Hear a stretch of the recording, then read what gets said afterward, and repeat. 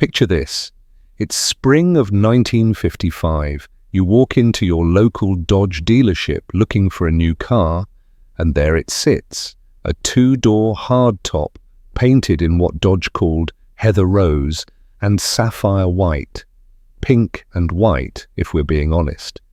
The salesman walks over with a knowing smile and tells you this car was designed by special appointment to Her Majesty, the American woman.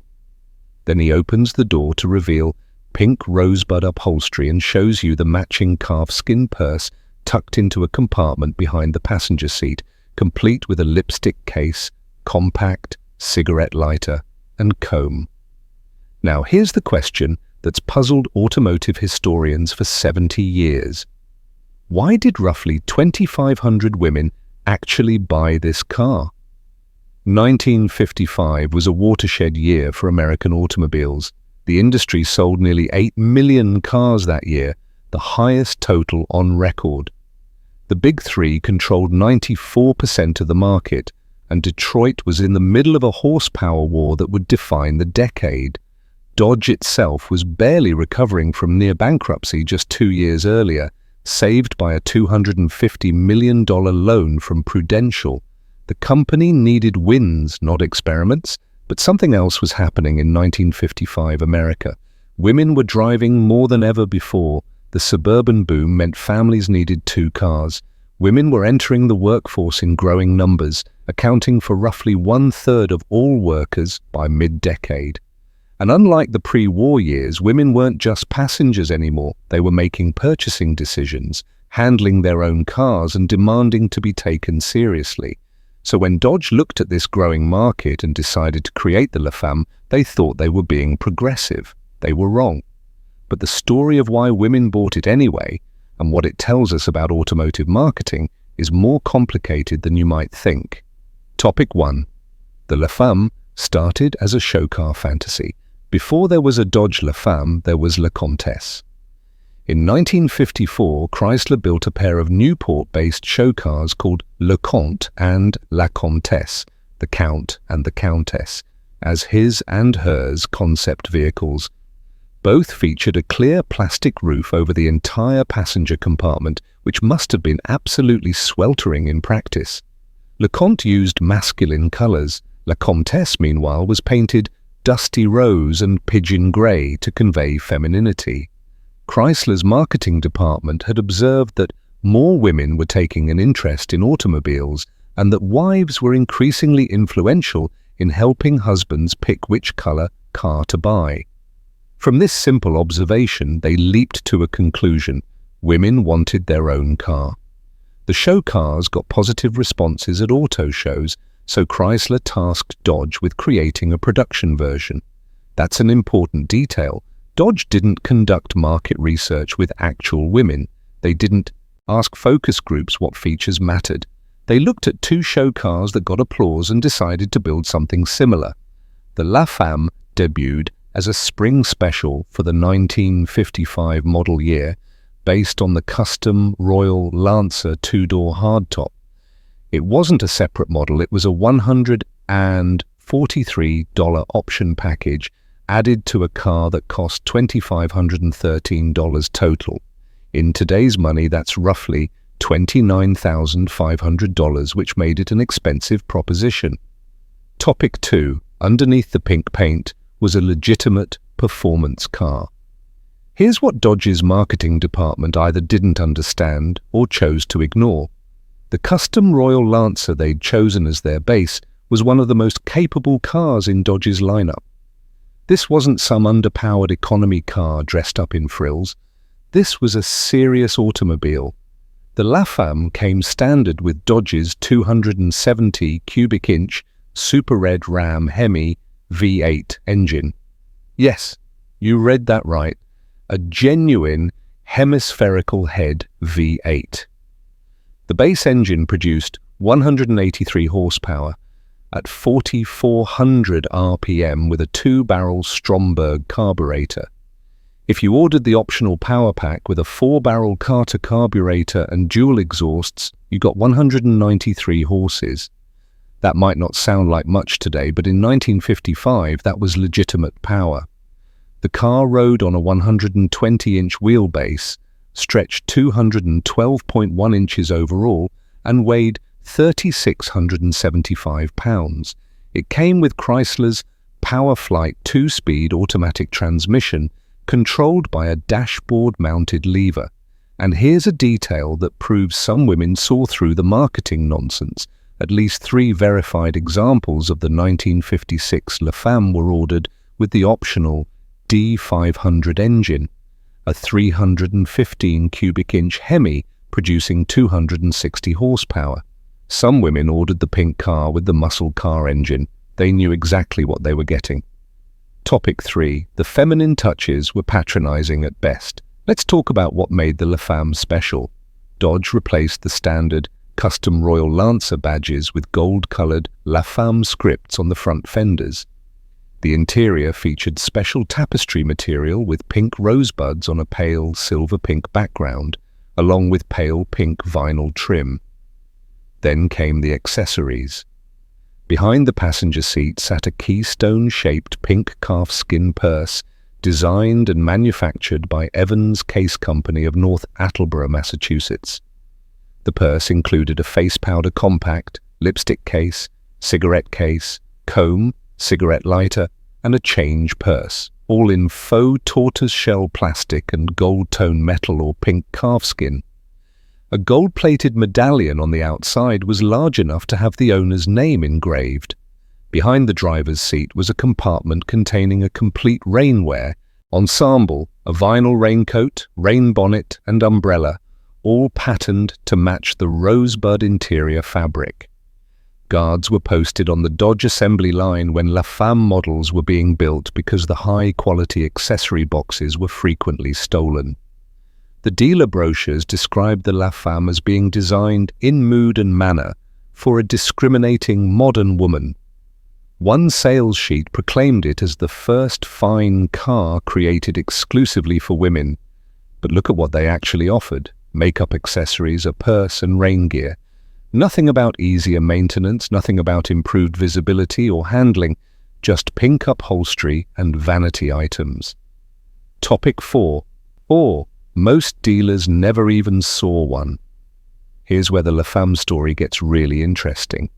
Given the large number of Dodge dealerships operating in 1955, we're talking hundreds across the country, very few received a demonstration La Femme for their showroom.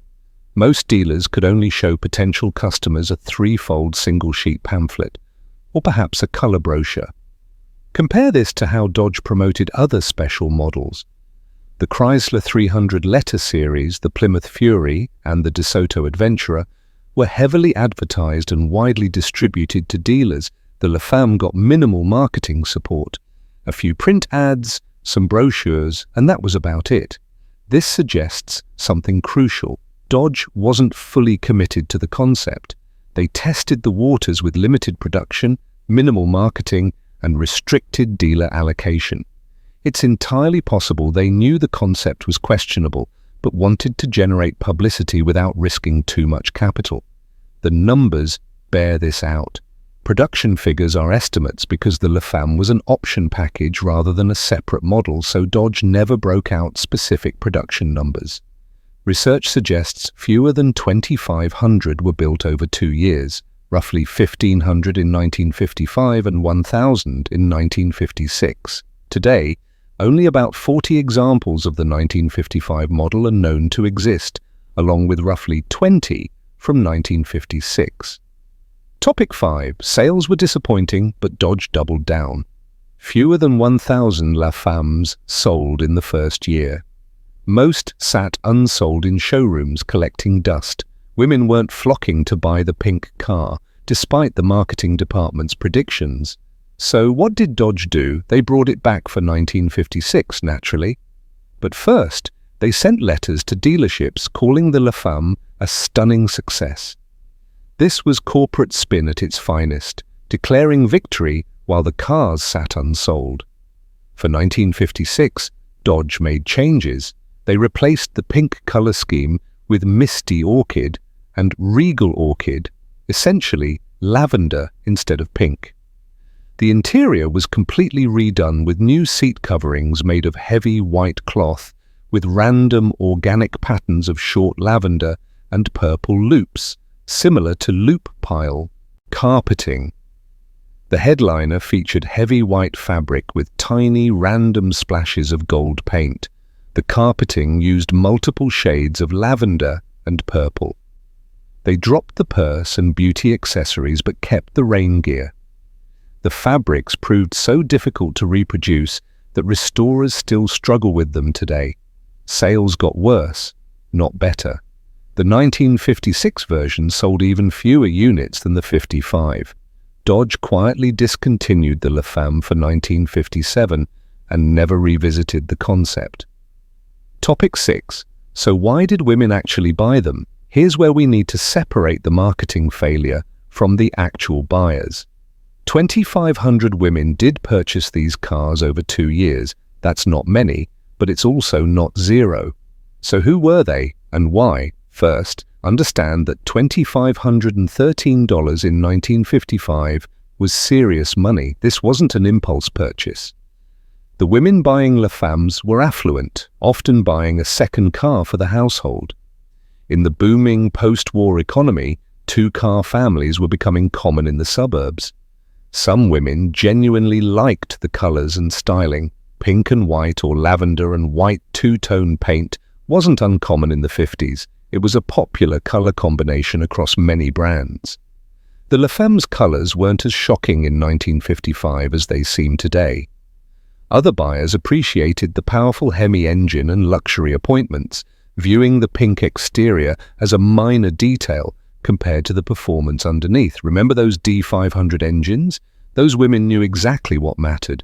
There's also evidence that some cars were purchased by men as gifts, the proverbial wealthy banker buying a car for someone other than his wife, if you catch my meaning. This darker aspect of the La Femme's market isn't discussed much in polite company, but period observers noted the car's unexpected popularity in certain circles. And here's a possibility historians often overlook. Some women might have bought the La Femme specifically because it annoyed men. In an era when women were still fighting for equal treatment in every aspect of life, driving an overtly feminine car could be an act of defiance. It said, "Yes, I'm a woman driver, and I'm not apologizing for it." Topic 7. The legacy is more important than the sales numbers. The La Femme is often cited as one of automotive history's greatest marketing failures. From a sales perspective, that's accurate. Dodge invested in tooling, accessories, marketing materials, and dealer training for a car that moved fewer than 2,500 units in 2 years.